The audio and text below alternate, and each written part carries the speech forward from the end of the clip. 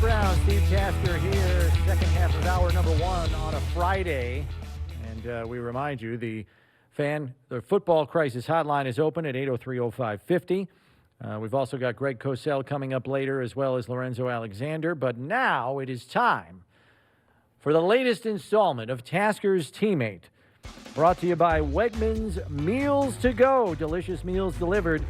Download the Wegmans app today. Steve, are you ready to play? Yep.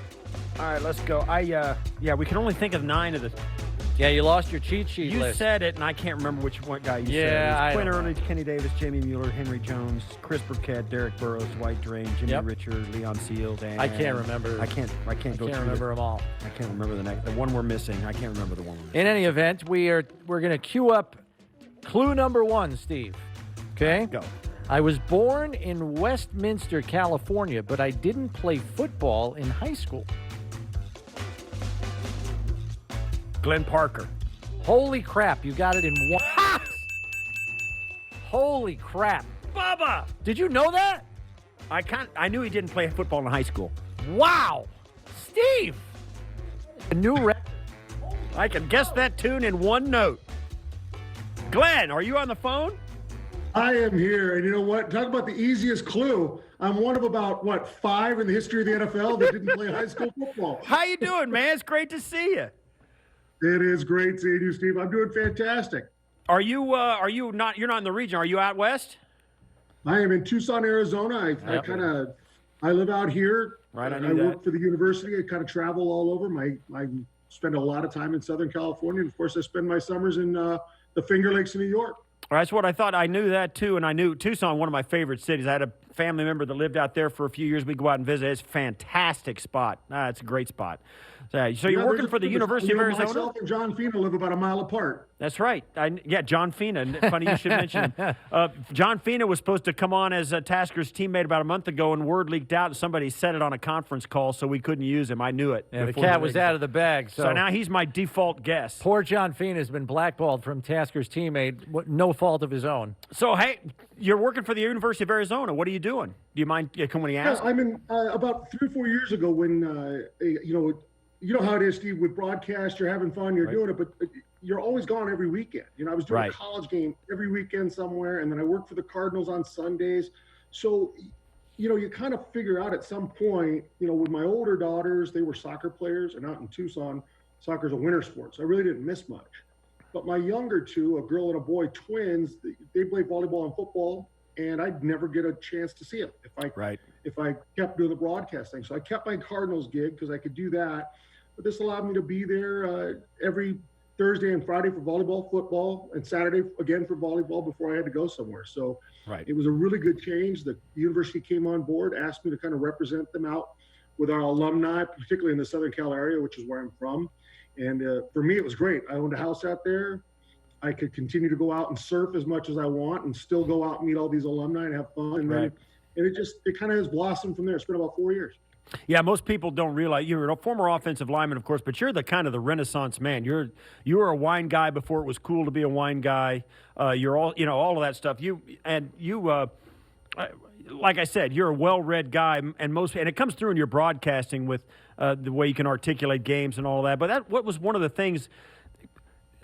great things I remember, and it's a story that got told. I wasn't there, but the story got told when you left Buffalo.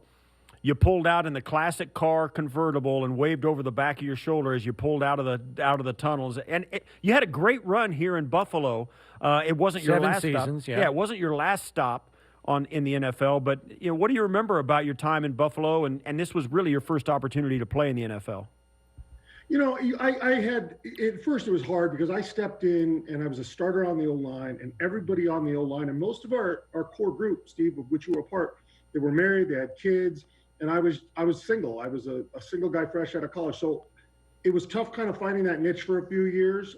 And then once you become part of the core yourself, it's kind of easy. But Buffalo was a great town. We still go back. My wife's from Buffalo. I still have a lot of friends. And I think and I'm going to name them here so I can call them out so he can feel good. But, I mean, let's face it, Fritz Hoffman, East Aurora, the Bar Bill. Fritz, I still love that part. Yeah, Fritz is my member partner at the golf club, so we're close buddies. Yeah, I was on his patio last weekend. Yeah. Fritz was part of the reason that kind of kept me sane, if that's possible. Anybody that knows Fritz and sanity are not too usually go in the same. Anybody, if you compare yourself to Fritz, you're the sane one. Well, I mean, you know what I That's was, true for and you say anybody. Renaissance man. I'm kind of ADD. I have a lot of interest because I can't focus on one thing for too long. That's what kept me successful in football. I got out of when I left that stadium. I let it go, man. I had to go find other things to do, or I would have gone absolutely out of my mind trying to focus 24/7 on one subject. Now, Glenn, you're saying you're summer in the Finger Lakes. I see you got an Ithaca T-shirt on. So which lake are you? Yeah, which lake are you usually on summertime? We're on Cayuga Lake. We're north of Ithaca on the west side, up near Trumansburg, Teganic State Park.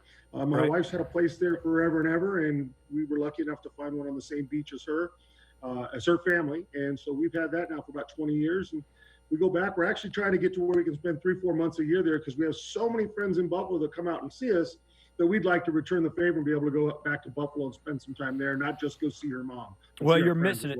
You're missing it now because the leaves are in full turning here. It is spectacularly beautiful in Western New York these days. You're missing a great spot.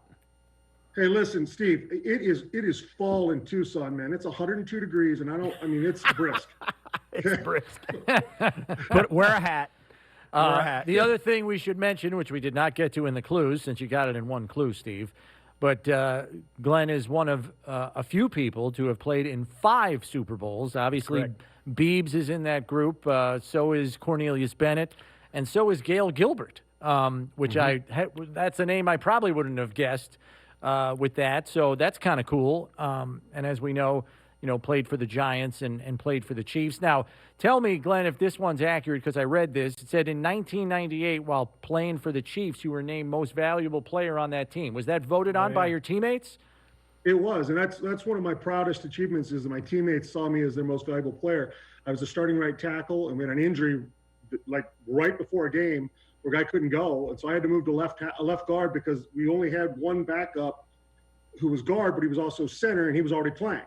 Right. So we had drafted a kid who could play tackle, so in he went. And now about 3 games later, our left tackle goes down, and I had to go left tackle the rest of the season and the next season. So they saw me as willing to switch positions and willing to do it. And, I pride myself on service leadership, and I'll do what it takes for the team to win. I was at my time at Buffalo, I played every position other than center, and I played that in the preseasons. Right. To me, it's just about let's win games and let's get out there. And so I'm proud of the fact that my teammates voted that for me. At that point, I was the only offensive lineman in history of the franchise to have been named MVP.